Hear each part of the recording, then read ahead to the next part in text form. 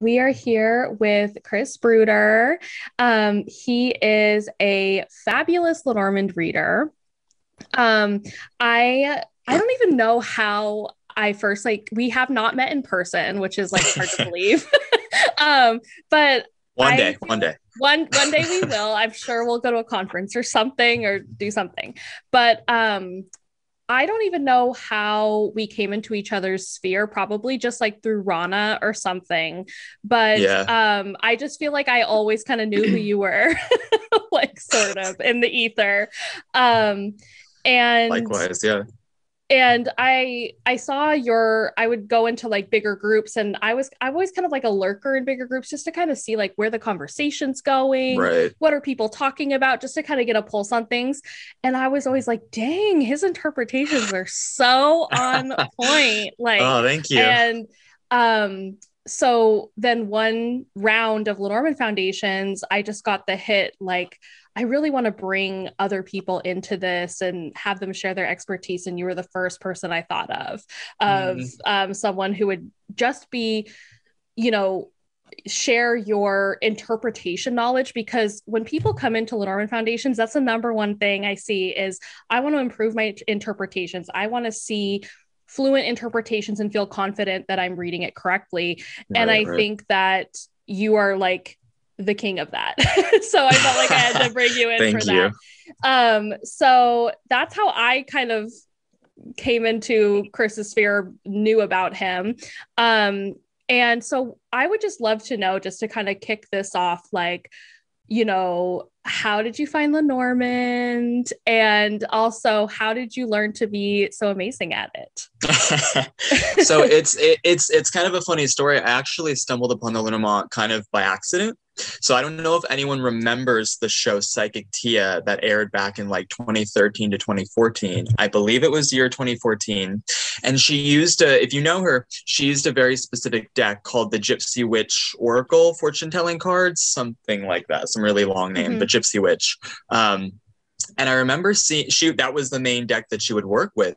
And before I even knew what Lenormand was, that was kind of my first experience into more fortune telling styles. Because I started with tarot, and of course, tarot is more psychological, and in our modern day has gotten away from fortune telling. And so I was like, what is this super surface level, easy to, just straight to the point kind of thing that she did? And it got me really intrigued too. And I also, my mother had given me this deck that she had forever and didn't use. And she was like, do you want this? And I was like, okay, cool. Yeah, I'll check it out.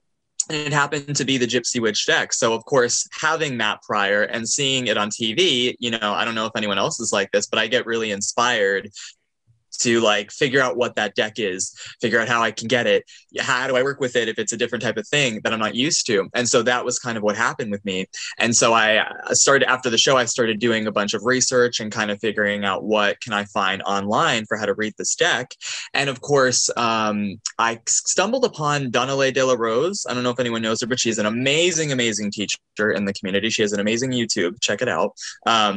But she was my very first link. I actually found a blog post by her that was talking about how in the Gypsy Witch deck, which for those who don't know, is a full 52 card deck, there is in a Lenormand deck, a 36 traditional Lenormand deck within that Gypsy Witch. And so I was like, what is Lenormand? So I kind of was like, all right, we can put the Gypsy Witch on the back burner for now. I'm super interested in this L word here. And so I started digging into that. And of course, I found her YouTube, and, the rest is history. And then I can't even remember the connecting point, but I found Rena's book, The Essential Lenormand. And after that, it was like all bets were off. That was my Bible. That was, I can't. I love that. And yeah, and I know, like, because I think that Psychic Tia show, wasn't that a spinoff from the Housewives? Yes, it was. She Yeah, was on the I'm a Housewives first. Housewives. I'm a Yeah. Housewives fiend. Yes. So that's awesome that you found it that way. And I think sometimes, when we think about how things come into our lives, especially cards or things, it doesn't have to be, an ancient witch on a mountain bestowing you with a deck of Exactly. cards. It really can be you picking up the, just getting the hit and something inside you saying, yes, I want to go deeper with that. And I think that's enough. You don't have to have this. Sometimes that happens. If that happens to you, that sounds like an amazing story, but you can just kind of pick up that hit and go for it. So it's a calling. I love that. It's truly a calling from the inside, and you have to answer it. I love that. So kind of from that point, so you got the hit and you kind of started rolling with Lenormand, however you want to pronounce. I'm not a French speaker, so you always hear me saying it different ways, but you found Rana's book and then started going with it. So how did you begin to kind of, I think of divination and Lenormand specifically as building a relationship. Like you're building a relationship with the cards, you're getting to know how do they talk and how do they answer my questions. And so how did you start like building that relationship, and how did you start, seeing, progress or results with your readings? I mean, it basically started with just, obviously it starts educationally. You have to build a good foundation, which of course with Rena's book I did.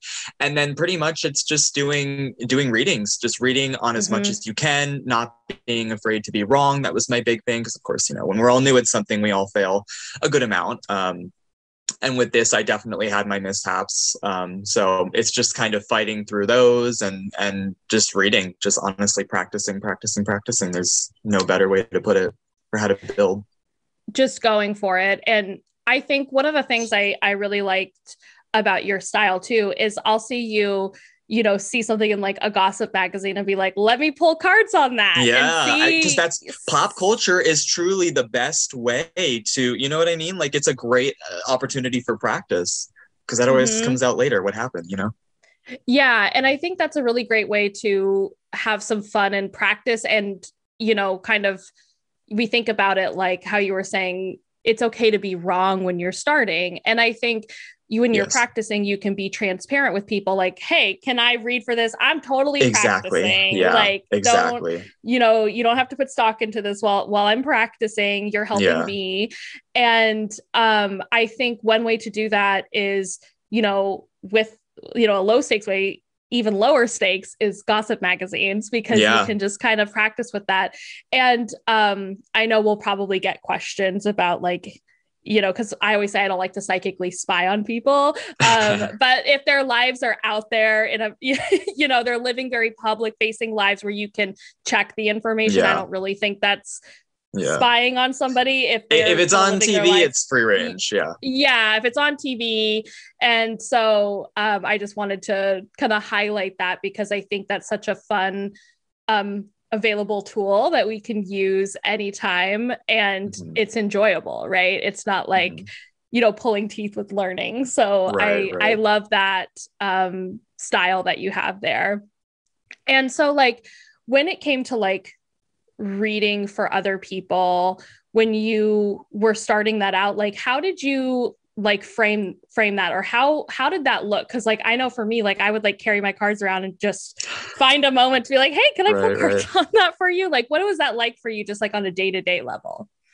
So I actually kept it mostly private in my actual life, and I didn't really do it so much for people in person. I have to plug the various Facebook Lenormand groups because those, while they have their inherent issues, are amazing for practice opportunities and for gaining different perspective on the different ways people read the cards. And so that was, and even to this day, like that has always been such a huge thing for connecting with other people and being able to opportunities to read for everyone. So I have to plug those. And it's also like having a community of people who are learning with you, so they have that sense of understanding of like, hey, this is all just for practice, basically. So and you build a community of friends, people that you start messaging aside from that, and you build friendships, and you get you kind of bounce ideas off of each other. So it's a great way to build your your community with the Lenormand. Cool. I love that. And so when it comes to like, you know, people who are wanting to learn Lenormand, maybe they're wanting to strengthen their interpretations. Like, what do you say to people? And we're going to get into some of your bonuses for Lenormand Foundations because we have a number of them that are coming up. But what do you say to people who are like wanting to improve their interpretations? Like, what are some of kind of your hot tips for starting to do that?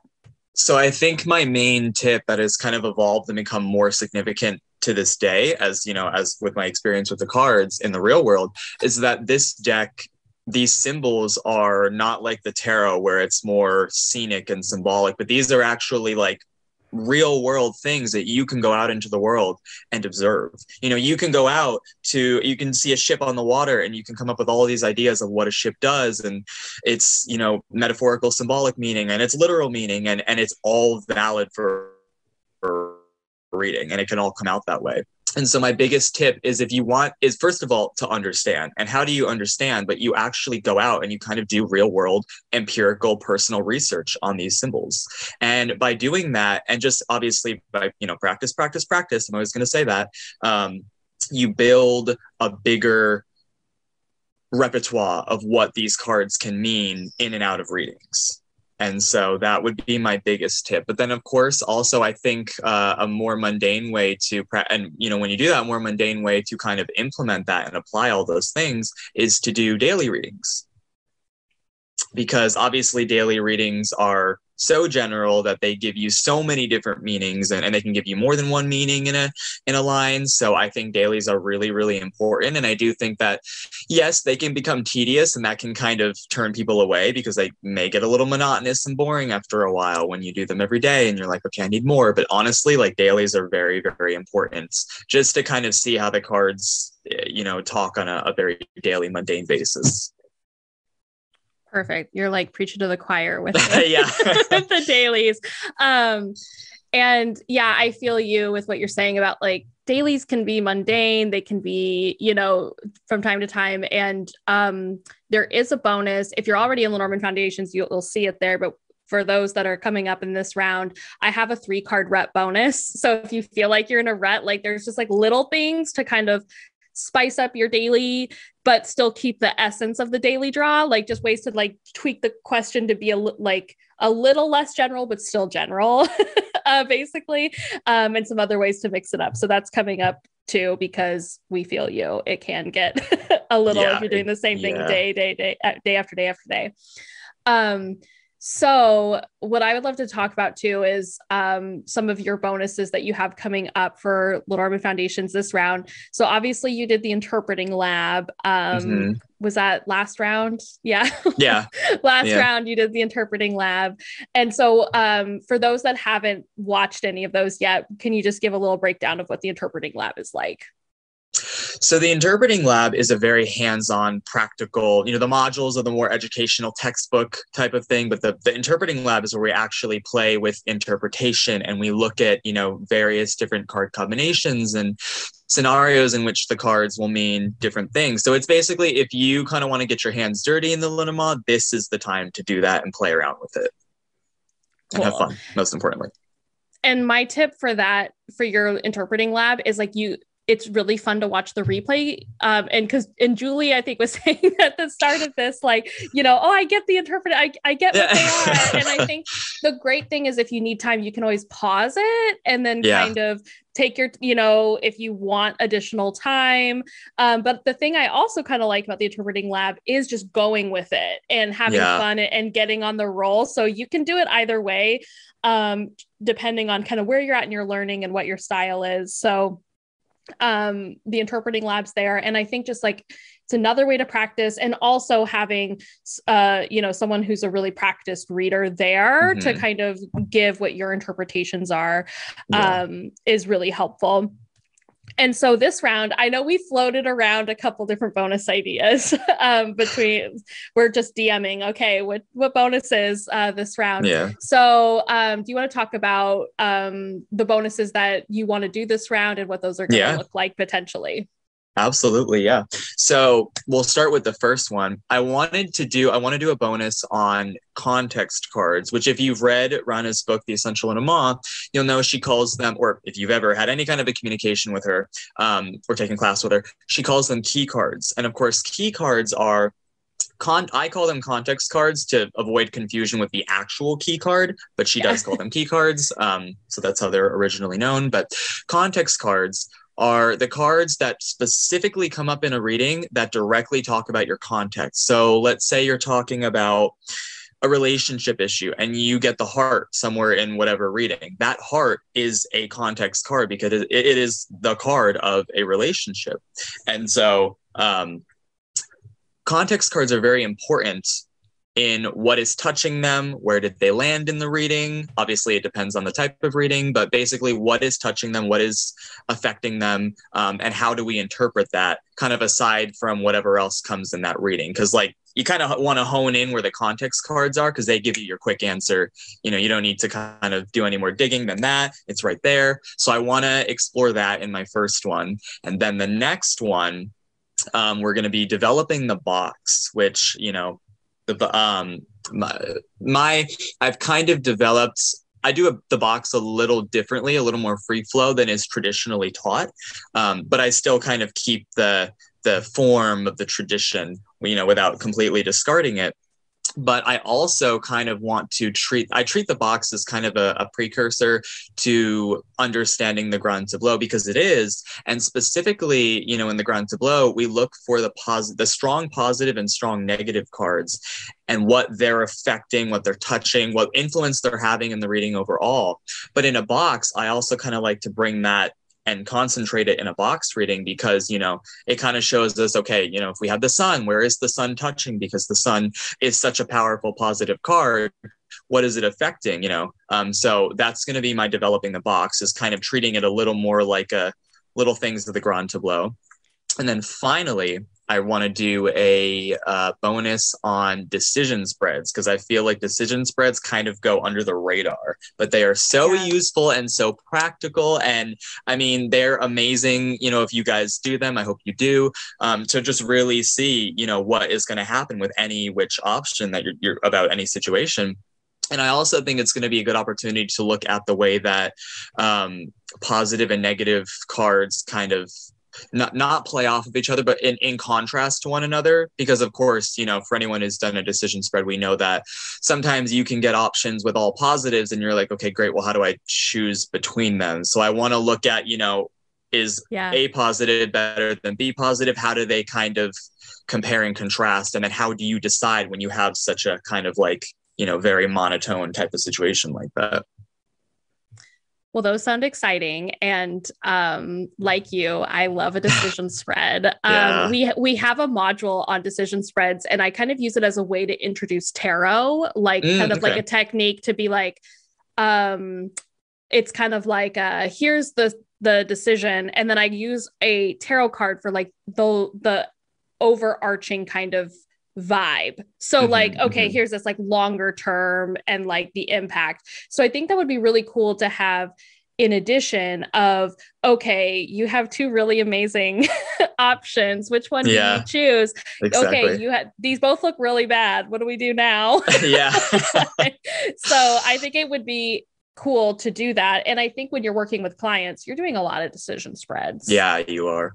You're doing a lot of decision spreads with, okay, I'm, you know, I got 2 job offers. Which one should I go to? You know, which one would be best? That's a big one. Yeah. Yeah. Things, you know, like that. So, or I'm on a dating app. Multiple people.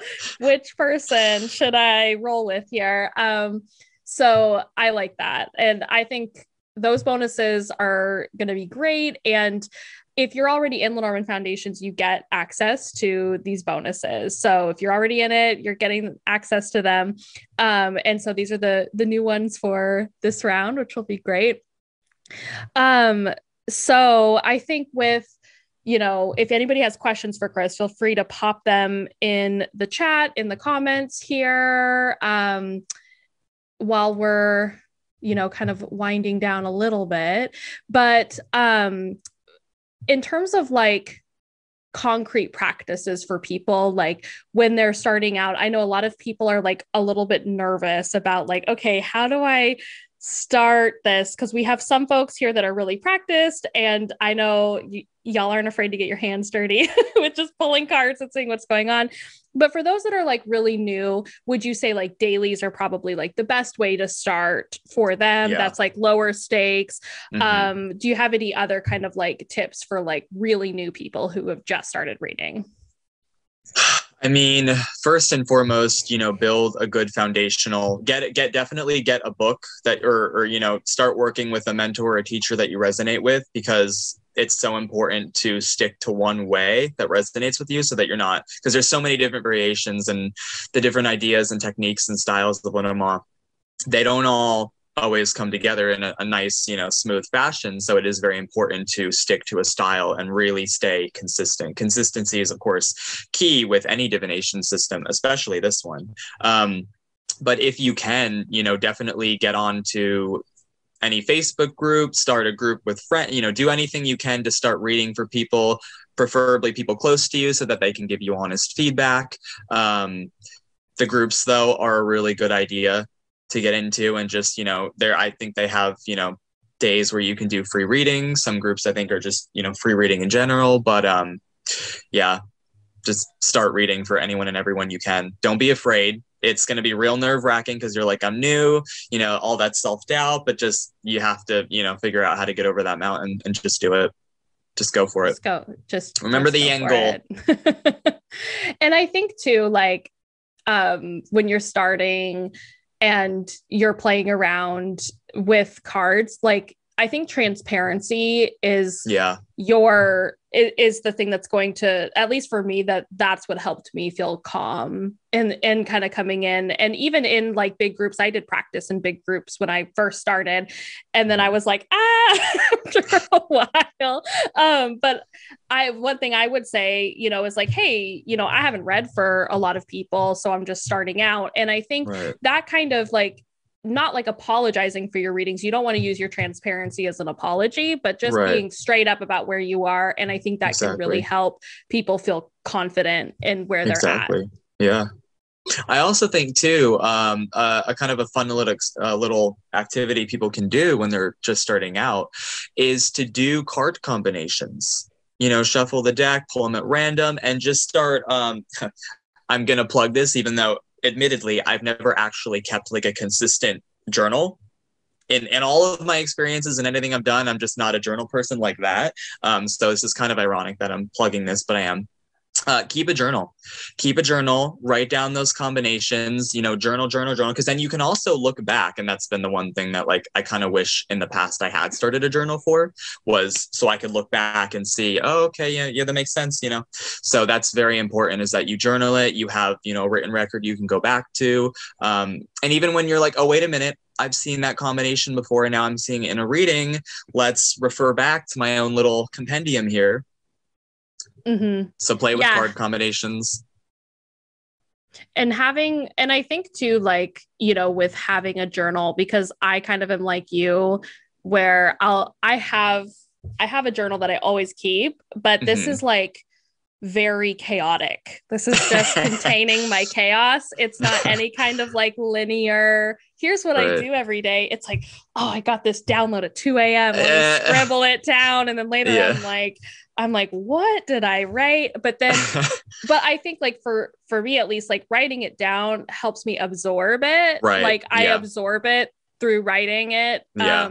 So I think that's where a lot of the power is too, is just like absorbing. And then also like one thing that I really try to do is to write down the readings I do, because there's such great examples. Like, also mainly because I teach a class too. I try to write it down and be like, oh, this would be such a cool one to share, but also for yourself, because we kind of live in a world that, doesn't necessarily foster these types of skills. And I think that when I, would start out and be like, oh, what am I doing? Or whatever, I'd go back and I'd be like, dang, I did that. Dang, I did that. Dang, that made sense. Now, maybe you didn't predict it right, but then you're like, oh, that makes sense when I go back to it. So I kind of feel like it's a conversation with yourself in a way that you're having. Yeah, absolutely. In a sense, absolutely. Cool. Okay, so I had a couple questions before I got on here about bonuses and this round of Lenormand Foundations. I got a couple emails today. So the first one is about Chris's bonuses. They're like, will I get Chris's bonuses? I already kind of answered that. Yes, you will get Chris's bonuses if you're in Lenormand Foundations this round. If you have been a part of Lenormand Foundations before, you get the bonus. You get grandfathered in, which is kind of nice to getting all of that. The other question I had that I'd gotten was about a separate bonus. The pre-reading incantation recipe is a bonus that I have for people. So that you will get if you're in Lenormand Foundations now. I haven't sent it out to you guys yet. So you'll get it in the next few days. So that'll be in your inbox if you're already in Lenormand Foundations. New folks just got it right away, but you'll get it the next couple days. So look for that message there. Okay, let's see here. Kay said that she says, yeah, sticking to a style. Love that tip. Yeah, I say pick it and stick it, man. Yeah, pick it and stick it. You like, it's really like your relationship with that card and not budging from it. Like tradition's important, or like, I'm using air quotes with that because we could get into that for 2 hours. Yeah. But it's important to pick a system, a person in a system that you resonate with, stick with it, roll with it. Yes, Kay. Aaron says, my bad habit from tarot is trying to see every reading as positive, but Lenormand is pretty sassy and won't let me get away with this. Any advice on how to see what Lenormand is saying with clarity? Yes, especially speaking on tarot being a little more kind of fluid in its positive, negative. Lenormand comes from fortune telling, and we have to remember that fortune telling tradition is very strict in that it's to the book. There are clear positives and negatives. Now, that's not to say that, you know, a card like the Coffin can't be seen in a, not necessarily a positive light, but it can be used in a positive manner in a reading. Like if it's ending a negative card before it, that's actually a good thing. And a negative card can be a negative thing too. Like the sun can be a crazy sunburn that you get in a daily. So it is very important to stick to, these are the positives. If you see them, especially in a predictive reading, they are positive. If you see negatives, they are negative, and to not kind of mess around with that in the way that it is messed around with in tarot. That would be probably my biggest tip, is just really set your boundaries for what is positive, what is negative, and kind of stick to that. Love it. And I also think you were kind of getting at too in that is like the type of question that you have is so important. Yes. Like context. The context is so, like, I think was it the last one we were talking about, like one of my like hot tip takeaways is like, are you in an advice context or are you in a predictive context? Like, oh my gosh, it matters. It matters. It matters. I see a lot of people in the groups. A lot of people will ask for advice for a question and then they'll predict. And it's like, wait.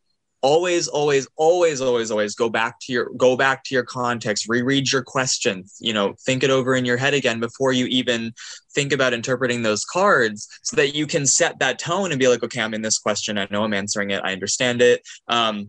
Because if you're asking advice, but then you're predicting, or even vice versa, you're not answering the question. And then you're going to confuse yourself. You're going to, it's going to lead to a bunch of other things of doubt and all that stuff. So stick to your context 150%. That is arguably the most important rule with this system, but really with any divination, but specifically Lenormand.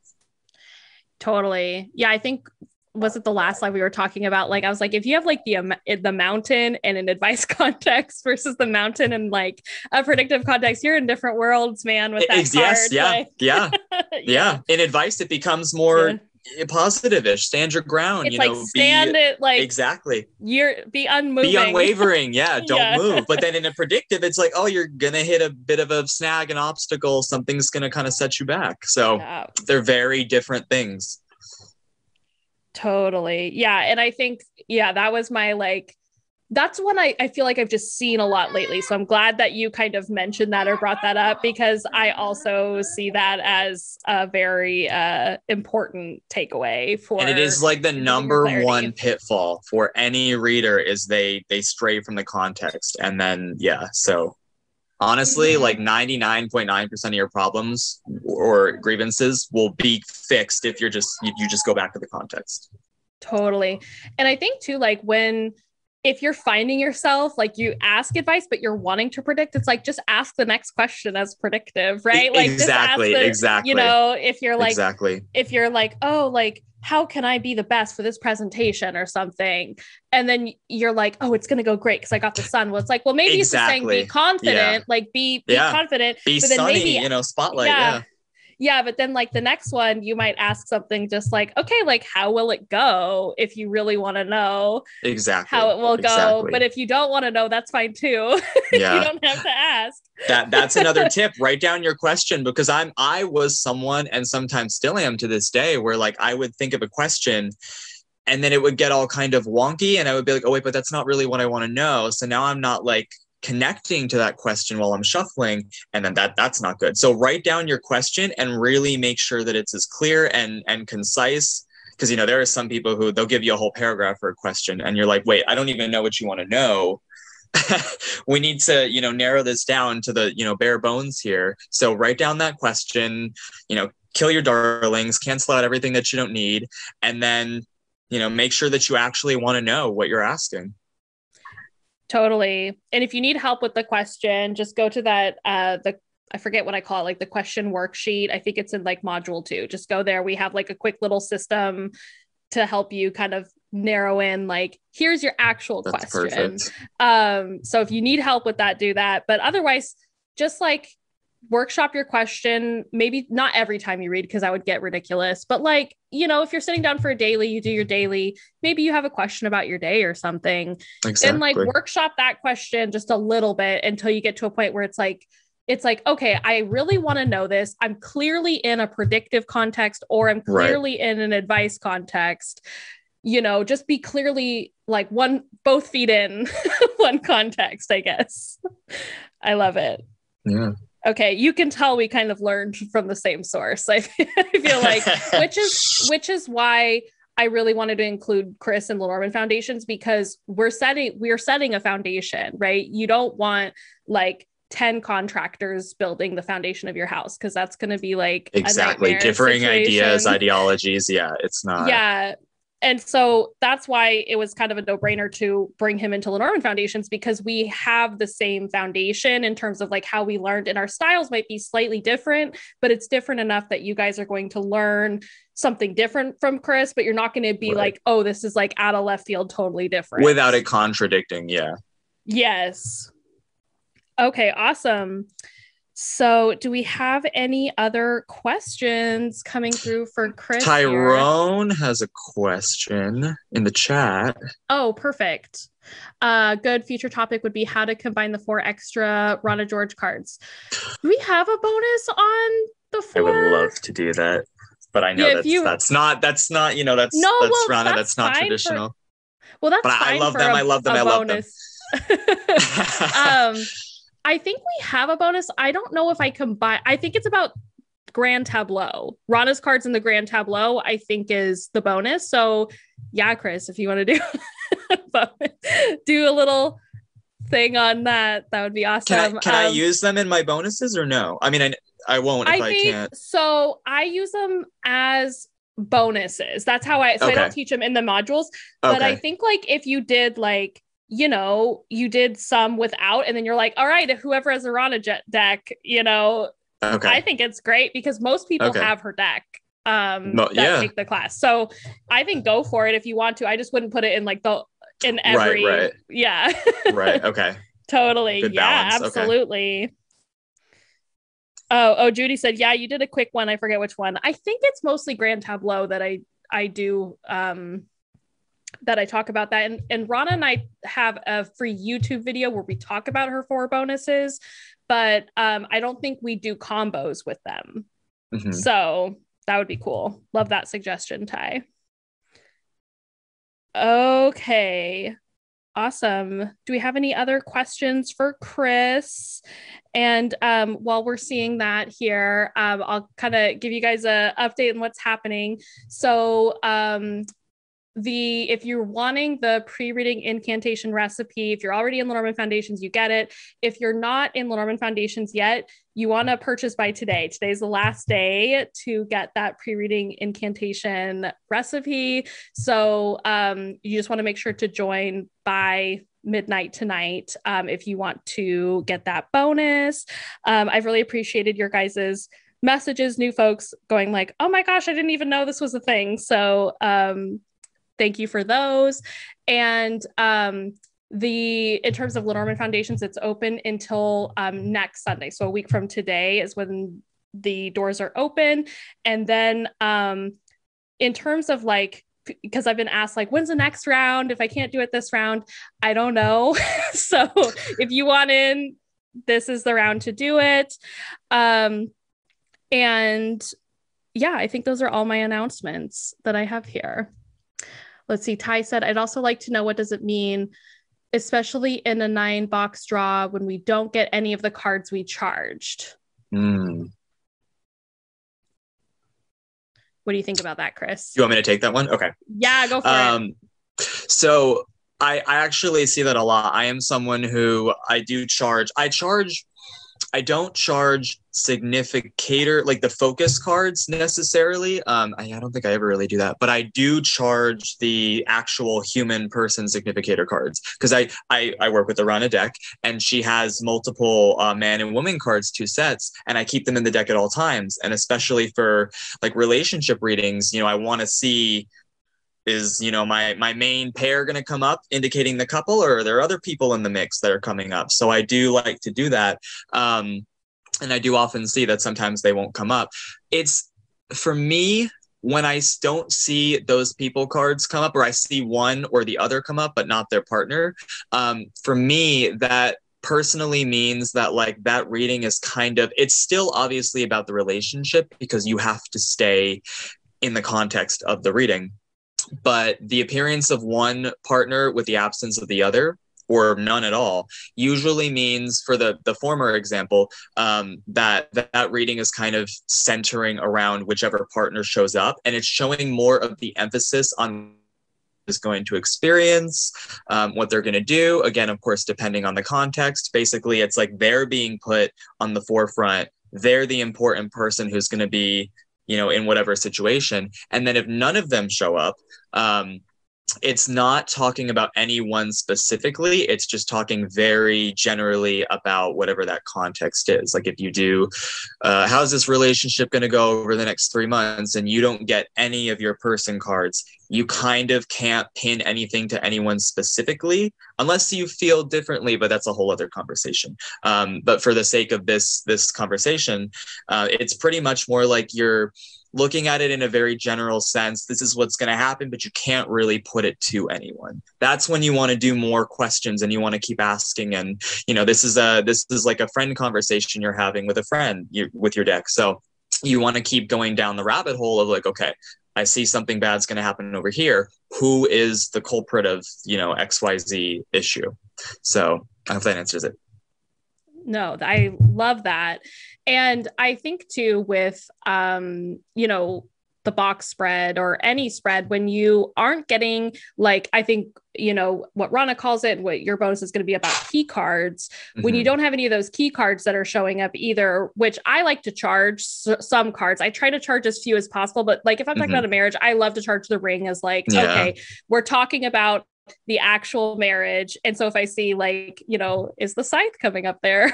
what's coming up next? Yeah.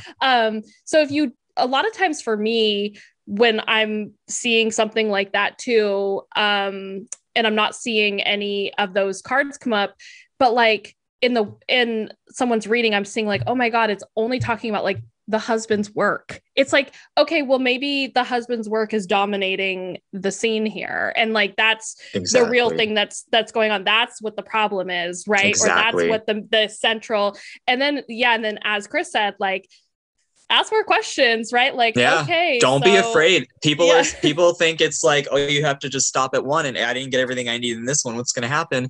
No, keep asking questions. That's the most important thing. Keep going. Keep, start like let questions kind of build off of the original one and keep going until you get your full clear picture. That's the most important thing, until you know what you need to know. Totally. Yes. It's a conversation. Yeah, it's a conversation. It's like, yep. Miranda asked, can you put up a link to buy Rana's cards, where to buy them? Yes, I'll put up a link after this, Miranda, or I don't know is Aaron around? Can you put up the Amazon link if Aaron's here? Can you put up the Amazon link for that? You could just get them on Amazon. It's just the Rana George, Rana, and then I'll put the link. I think US Games too. US Games, yeah. Mm-hmm. If you're not supporting the Bezos, then you can get them on US Games. You have options. You have options. Ever since I have a child, I'm just like, whatever is easier, I don't care. Yeah. That's where I am now, but I'll go back into the no Bezos land at some point. Okay, let's see. I think those are all the questions. Oh my gosh. This was great. I hope there's some good tidbits for everybody in here. Yeah. I'm most excited about your box one because I love the frickin' box spread. Like, me too. Yeah, I love it. I think you get so much good intel from it. Like if I have like a half hour reading with a client, I don't want to do a full grand tableau. I just do it to see like what the heck is like going on. Like just let me see what's happening with the situation before I start asking targeted advice questions before I start. So I'm so excited you're doing a bonus on the box spread and getting, showing. And I also like, I hope you do like show your style with it because I think the box spread, you can really have a lot of style in how you read that and developing your own personal like markers of like how to read it. And I know there's like a lot of discussion about how to read the underline, like the bottom line, and how do you want to read it. I teach it one way, but like you can start making decisions like that once you have that foundation. And I think that'll just be really amazing to have that added on. Yeah. And reminder for those who were in Lenormand Foundations prior in the last round, I do have a box bonus. So go back and rewatch that, replay it so you can get a little refresher on how I do it. Totally. I think it's the third interpreting lab. So I think it's the third one that you do it, right? Is it me or do you do it? Oh, as far as the specific one? Oh, I don't. Is it? It might be. Yeah. It might be because the third one is module 3 is where we get into the box spread. So I think it's your third interpreting lab. That. Yeah. We'll see. I'm also reorganizing the course space a little bit so it's easier to find everything. It's like bonuses here, modules here. So you'll see a little bit of a facelift to it, but nothing too crazy. It'll look the same for the most part. Okay, awesome. All righty. Well, thank you, Chris, for coming. Thank you for having me. Hanging out with us. Oh, thanks, Aaron, for popping that down there. Appreciate it. And we're just excited to have you in another round of Lenormand Foundations. I'm so excited to do this with everyone. I'm so excited. Thank you for having me again.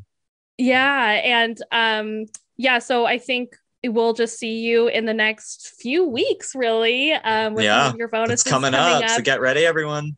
Yeah, coming up there. And if you want to join Lenormand Foundations, if you want to be in Chris's bonuses, you can make sure to follow the link that we'll put in down below here. And we can't wait to see you in a few weeks here, Chris. Me too. Okay, awesome. Thanks, guys. We'll talk to you later. Bye.